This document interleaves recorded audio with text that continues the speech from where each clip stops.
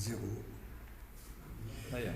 Alors, d'abord, Madame Hamzi, on vous demandait de vous présenter. Voilà, Madame Hamzi, donc je suis entrepreneur, chef d'entreprise. À l'âge de 24 ans déjà, j'ai commencé à travailler dans tout ce qui est la formation et l'encadrement. Dans quel secteur? Le secteur de la formation professionnelle. D'accord. Donc depuis maintenant 15 ans, on forme des femmes dans l'entrepreneuriat. Approximativement, on a 300 femmes que nous avons formées, un équipe gracieux pour développer leurs compétences et avoir aussi l'esprit entrepreneurial. Vous gérez une école, un institut? Oui, c'est une formation. On a aussi une société événementielle concernant les événements que nous sommes en train d'organiser maintenant. Formation professionnelle dans quel profil?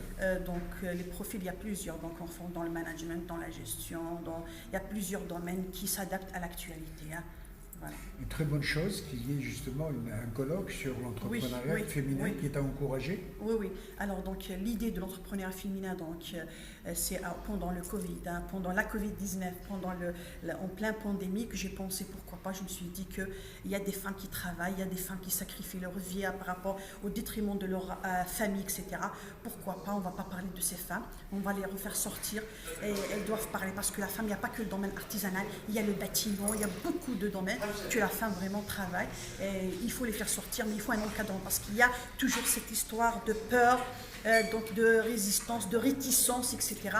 Nous, on est là pour les accompagner et pourquoi pas pour leur donner le meilleur chemin pour réussir. L'entrepreneuriat féminin occupe quelle proportion en Algérie? Est-ce que vous pensez que c'est suffisant?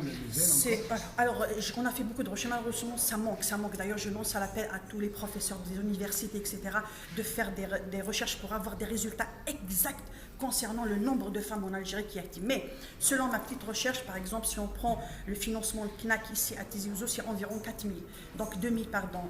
Par l'ANAD, l'ex-ANSEJ, depuis 20 ans d'expérience, c'est environ 4 000 femmes. Donc c'est vraiment peu par rapport donc au nombre de femmes qui existent ici à Tizi Ouzou. Il y a des femmes qui font leur entreprise par leurs propres moyens. Oui, même si ça parce qu'à l'âge, la plupart des femmes, c'est à partir de 40 ans qu'elles se lancent dans l'entrepreneuriat. C'est trop. Donc, nous, on veut encourager ce que la femme va se lancer dans l'entrepreneuriat à l'âge de 20 ans, 25 ans, 22 ans, pourquoi pas.